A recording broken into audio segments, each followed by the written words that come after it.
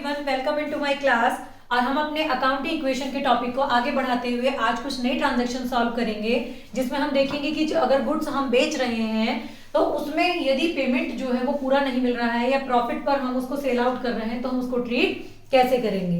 हालांकि मैं ये वाले टॉपिक थोड़े थोड़े पहले बता चुकी हूँ, लेकिन आज हम इसको डिटेल में केवल आज इसी को ही समझेंगे। तो स्टार्ट करते हैं अपना क्वेश्चन। फर्स्ट ट्रांजेक्शन हमारा started business with cash ₹1 lakh and goods worth ₹40,000, यानी कि दो एसेट से इन्होंने बिजनेस स्टार्ट किया है, कैश एंड गुड्स। तो यहां पर लिख लीजिए, सबसे पहले बढ़ा लीजिए कैश प्लस गुड्स। लायबिलिटीज अभी पता नहीं है क्या होंगी और कैपिटल हमारी कैपिटल ही फिलहाल रहेगी। कैश कितने रुपए की है हमारी 1 लाख, गुड्स 40,000, तो हमारी जो ओवरऑल कैपिटल हो गई वो हो गई 1,40,000। लायबिलिटीज फिलहाल 0, यानी कि कोई इफेक्ट उन पर नहीं है क्योंकि लायबिलिटीज का कोई जिक्र भी यहाँ नहीं हुआ है। सेकेंड ट्रांजेक्शन देखिए, sold 50% of the above goods at profit of 20% to Sahil. यहाँ पर 3 बात कही गई है। सबसे पहली बात हमें ये पहचानना है कि ये जो ट्रांजेक्शन है सेल का, ये साहिल को इन्होंने माल बेचा है, तो ये नकद बेचा है या उधार बेचा है, मतलब कैश ट्रांजैक्शन है या क्रेडिट ट्रांजैक्शन है। मैंने लास्ट क्लास में आपको बताया था कि यदि ट्रांजैक्शन में ये नहीं दिया गया कहीं पर भी कैश या क्रेडिट वर्ड यूज नहीं हुआ है, जैसा कि यहां भी नहीं हुआ है, तो हमने ये देखना होता है कि क्या ट्रांजैक्शन में किसी पर्टिकुलर पर्सन का या किसी कंपनी का जिनसे हमने ट्रांजैक्शन किया है उनका नाम दिया है या नहीं दिया है। यदि वहां पर नाम नहीं है तो that is cash transaction, but अगर किसी का नाम है तो वो क्या होगा हमारा क्रेडिट ट्रांजैक्शन।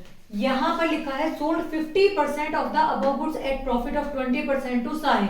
ना कैश वर्ड है ना क्रेडिट वर्ड है, लेकिन नाम दिया है जिसको हमने बेचा है। कौन है वो नाम? साहिल। साहिल को हमने गुड्स सेल आउट किए हैं, तो क्लियर हो गया कि ये ट्रांजैक्शन हमारा कैसा है? क्रेडिट, यानी कि उधार। दूसरी बात, sold 50% of the above goods. Above कौन से? जो हमने ऊपर बिजनेस स्टार्ट करते हुए लगाए थे। 40,000 रुपीज के गुड्स हमने अपने बिजनेस में लगाए थे जब हमने अपना बिजनेस स्टार्ट किया। इन गुड्स में से 40,000 के गुड्स में से 50% इन्होंने सेल आउट कर दिए, यानी कि कैलकुलेशन करेंगे, वर्किंग नोट साथ साथ करते चलेंगे। Working note cost of goods sold, 40,000 के गुड्स हमारे थे, 50% हमने सेल आउट किए। तो कितने के सेल आउट किए हमने? 20,000 रुपए के। ये क्या है? इसकी कॉस्ट है। गुड्स जिनकी कॉस्ट 20,000 रुपए थी वो हमने साहिल को बेचे हैं। आगे क्या कह रहे हैं? एट प्रॉफिट ऑफ 20% टू साहिल, मतलब जितनी उसकी कॉस्ट थी उस पर 20% मार्जिन लेकर हमने ये सेल की है, तो यानी कि यहाँ पर प्रॉफिट भी निकालना पड़ेगा, उसके बाद हमें सेल प्राइस भी निकालना पड़ेगा, जैसे हमने पिछले क्वेश्चंस में निकाला था। तो कैलकुलेशन ऑफ प्रॉफिट कितना हो गया? 20,000 का कितने परसेंट है? 20%, यानी कि 4,000। तो सेलिंग प्राइस कितना हो गया?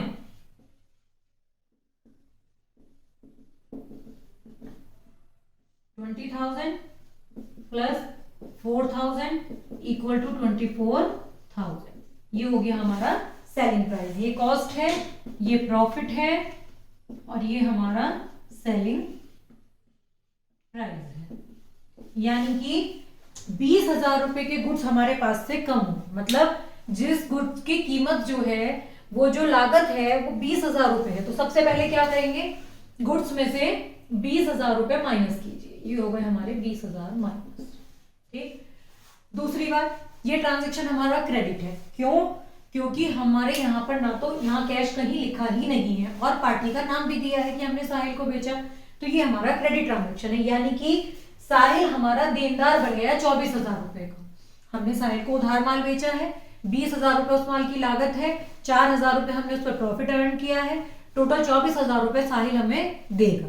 तो साहिल कौन बन गया? हमारा देनदार, यानी कि डेटर्स। और डेटर्स क्या होते हैं? हमारी एसेट्स। तो एसेट्स में एक एसेट्स बढ़ा लीजिए प्लस डेटर्स, यहाँ कुछ नहीं, यहाँ पर 24,000, तो कैश में भी जीरो इफेक्ट होगा आपके।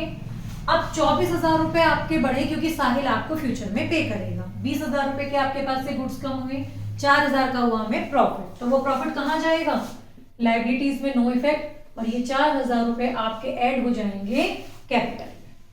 ओके, तो सेकंड ट्रांजेक्शन कंप्लीट होने के बाद अब हम लगाएंगे टोटल, देखेंगे हमारी बोथ साइड इक्वल है या नहीं। 1 लाख रुपीज प्लस 20, चूंकि गुड्स हमारे सेल आउट हो गए तो 20 हमारे पास बचे, 24,000 के हमारे डेटर्स बन गए, लायबिलिटीज में अभी कुछ नहीं है, और यहाँ आ गया 1,44,000 कैपिटल में। बोथ साइड लगाकर देख लीजिए, 120, 24, 144, बोथ साइड आर इक्वल। चलते हैं अपने नेक्स्ट ट्रांजेक्शन की तरफ। Sahil paid 90% payment in full settlement of his dues, मतलब जो भी हमने गुड साहिल को क्रेडिट पर सेल किए थे उसका पेमेंट कितना मिलना था हमें साहिल से, 24,000 रुपए, यानी 24,000, लेकिन साहिल ने 90% पेमेंट हमें दिया है। लेकिन यहाँ पर ऐसा नहीं है कि 90% पेमेंट उसने हमें दे दिया है तो 10% अभी उसके ऊपर ड्यू है, वो फ्यूचर में पे करेगा।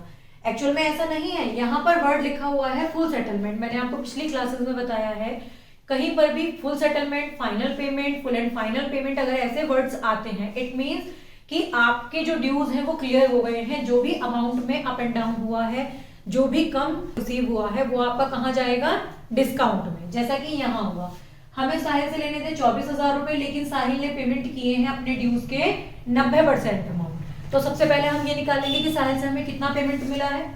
तो देखिए वर्किंग नोट 2 डाल लीजिए यहाँ पर, अमाउंट रिसीव्ड फ्रॉम साहिल, कितने रुपए लेने थे हमें उससे, 24,000, बट दिए कितने उसने हमें, 90%। कैलकुलेट कर लेंगे, 9 चक 36, 9 3 18, 21,600 रुपए हमें मिलेंगे। ठीक, अब मिलने थे हमें 24,000, लेकिन मिले हैं हमें 21,600, तो ये बाकी कहाँ गए, बाकी हमने उनको कर दी डिस्काउंट अलाउड, यानी कि 24,000 माइनस 21,600 यानी कि 2,400, या फिर आप इसको ऐसे भी निकाल सकते हैं, 24,000 का 10% निकाल लीजिए, 2,400, यानी कि 10% हमारे डिस्काउंट हो गए। और ये डिस्काउंट क्या है, हमने दी है साहिल को, मतलब साहिल ने हमें पेमेंट कम दिया है तो ये हमारा क्या हुआ, लॉस हुआ। तो कैसे करेंगे इसका ट्रीटमेंट, सबसे पहले 21,600 हमें कैश में मिले हैं, इनको ऐड कर लीजिए, 21,600 प्लस गुड्स में यहाँ कुछ मैटर ही नहीं है, जीरो इफेक्ट। डेटर्स हमारे 24,000 के, मतलब साहिल हमारे डेटर्स की तरह से था 24,000, लेकिन अब तो उसका हिसाब क्लियर हो गया है, अब तो उसकी तरफ कुछ बचा नहीं है क्योंकि बाकी जो पेमेंट था वो डिस्काउंट में चला गया। तो यहाँ उसके 24,000 पूरे माइनस कर दीजिए, इक्वल टू लायबिलिटीज में कोई इफेक्ट नहीं, और कैपिटल में हमारा लॉस हो जाएगा 2,400 का। टोटल लगा लीजिए, 1,21,600 प्लस 20,000 प्लस 0 और यहाँ आ जाएगा आपका 4 और 1,41,600, यानी कि 1,41,600। इधर का भी लगा कर देखिए, 1,21 और 20 41,600, यानी कि बोथ साइड आर इक्वल। तो ये हमें हमारी फाइनल इक्वेशन मिल गई है, फाइनल इक्वेशन। तो आपको ये पॉइंट क्लियर हो गए होंगे। अगर आपको इसमें कोई डाउट है तो आप मुझसे कमेंट बॉक्स में पूछ सकते हैं। आज की क्लास के लिए इतना ही, 1 या 2 क्लास में इसकी और लूंगी अकाउंट इक्वेशन की, फिर हम इसके आगे कुछ नया टॉपिक स्टार्ट करेंगे। Thank you so much.